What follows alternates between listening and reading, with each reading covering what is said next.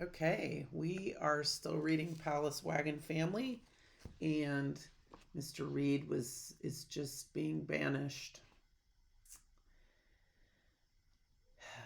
Even his horse was first denied him, but Mr. Eddy led it around to the Reed camp afterwards and said, "Take it. You may catch up with the Donners if you ride fast. They are your friends." "So are you, Eddy." Mr. Reed gripped his hand. "You'll see that my family doesn't suffer. You and Milt. Maybe I can get through at that and relieve the suffering of the whole company. There's food at Sutter's. Stanton and Mac may be on their way with it now." "Good luck," Eddie said. "It's all right," Mrs. Reed told the children after their father had kissed them all around. "Papa is just going ahead for provisions. You must tell people that. You must be brave, my darlings, and may God help us all." Virginia had thought a lot about God's help. She felt he couldn't do very much for people unless they helped a little too. A plan was forming in her mind, but she said nothing of it until after her father was gone.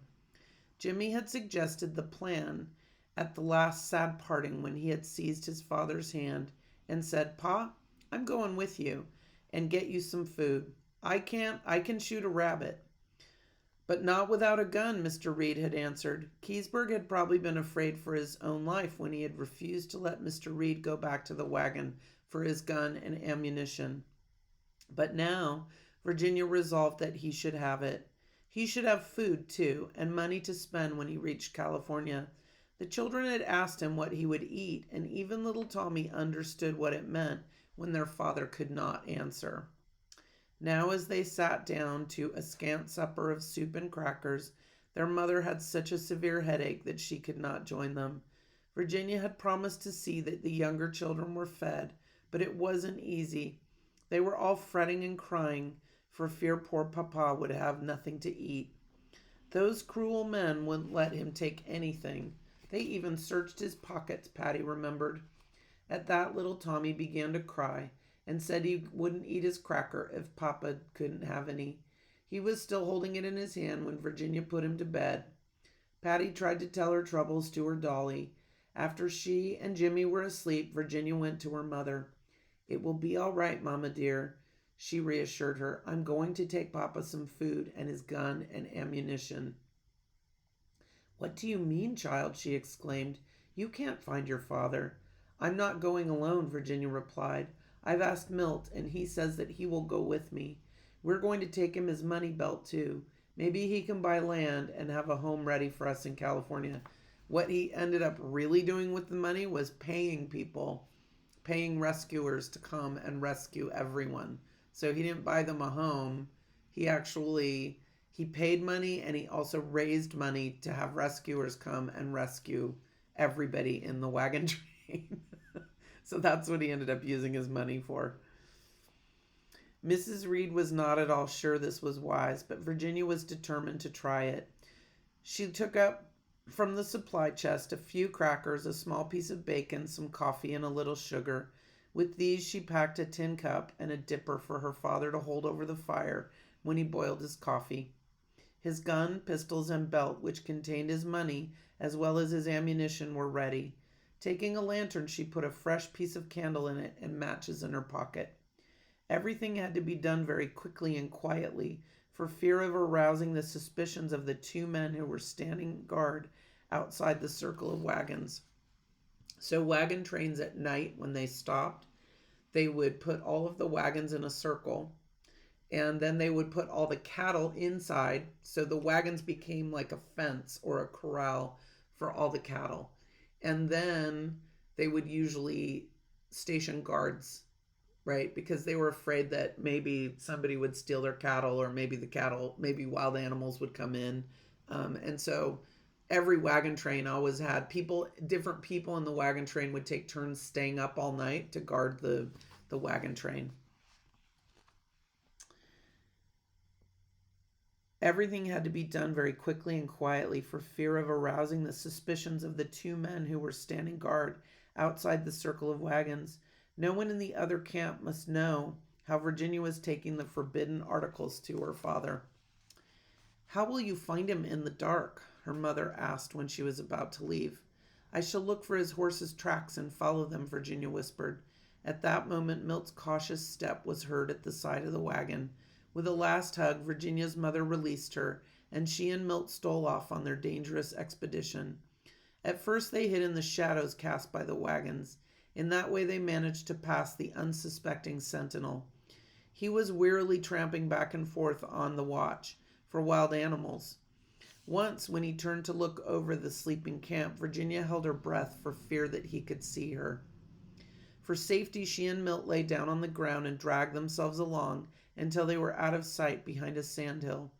At last, Virginia whispered, "Stop, Milt, we can light the lantern." Stooping down, she spread out her skirts so that no one in the encampment could see what they were doing as Milt struck a match and touched it to the candle in the lantern. When it was lighted, Virginia took it in one hand and with the other spread her skirts out to shield its beams and direct them toward the ground. She was determined to find the horse's hoof prints.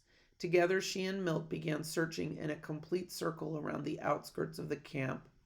At last, "There they are, Milt," she whispered. The prints of the horse's shoes were unmistakable and clear.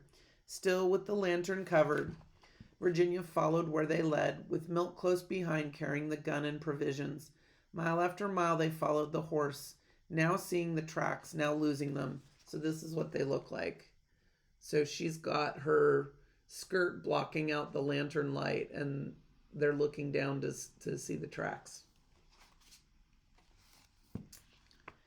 Suddenly out in the night air came the howling of coyotes.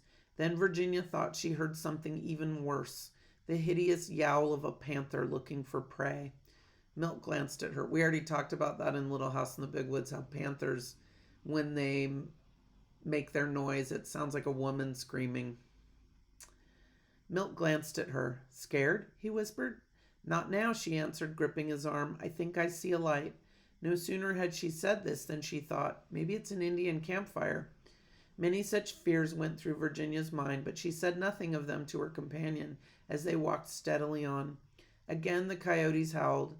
Virginia thought of her poor father without his gun. "We must hurry, Milt," she urged him. "We're getting there," he replied. "He must have built himself a fire without the aid of matches. The light's a little closer." It still seemed far away to Virginia, but at last they reached it. With a glad cry of, "Oh, Papa, we've found you," she rushed forward and threw herself in his arms. "Virginia," he exclaimed with surprise. "Virginia," he exclaimed, when surprise had let him find his voice. "This is dangerous. You should not have come." "But I am here," she cried. "And I've brought you some food and your gun and a blanket and a little coffee and some crackers. And here's a tin cup too, and your pistols and some powder and caps. Oh, and here are some matches too," she exclaimed, holding out one after another of the precious articles. "Milt helped me. We followed your horse's tracks." It was pitiful to see how grateful her father was for the things Virginia had brought him. He kissed her and said that God helping him, he would hurry on to California, find a home for his family, and send back relief for the whole company. So again, he's not going to find them a home, but he's going to send back relief for the whole company. He actually did get through because he got through before they even left, before the snow got really bad. He got through and he made his way down to Sacramento. "You are a brave girl, Virginia," he told her. "You must take good care of Mama and Patty and the boys until we see each other again. Promise me that, and then we must say goodbye." "But I'm not going back," she protested. "I'm going with you. Milt will go back. We had it all planned." "I didn't think you'd agree to it, sir," Milt admitted. "Please, Papa," Virginia pleaded, seeing his stern set face. "Don't send me back. Let me go with you." "My answer," he said, "is the same one I gave Jimmy.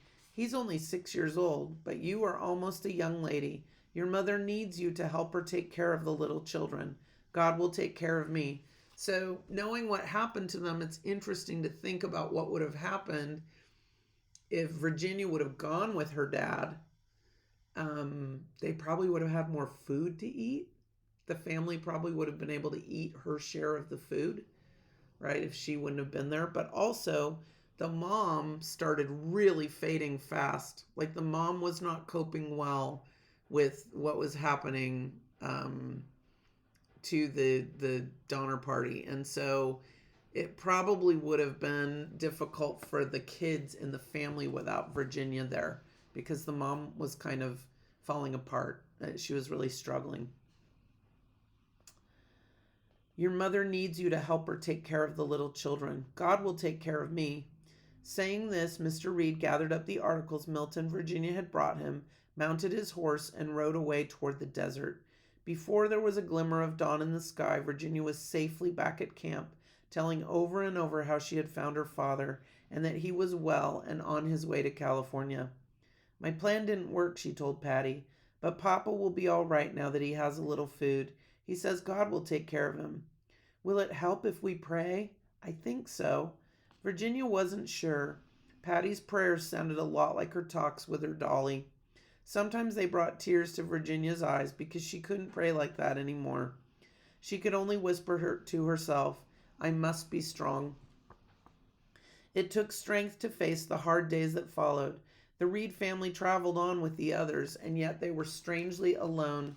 There was no more friendliness anywhere, not even among the children. Papa had to go on to California for provisions, Virginia would tell her cousin Mary in the long letter that she had promised her. But to these girls who had joined in the cruel cry of banish him, she had nothing to say until after his first letter was found.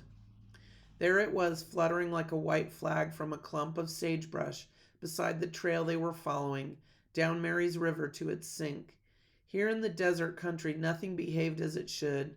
The river was rapidly drying up as it flowed on through the sagebrush and the sand. It was hard to tell which one of the children saw the letter first. They all ran for it, and Patty cried out before anyone could stop her, It's from Pa! Look, he left a message for us. We will stop right there. Dun, dun, dun. The next chapter is called The Dreaded Snow. The Dreaded Snow. That's not a good name for a chapter when you're trying to cross the Sierra Nevada mountains. All right.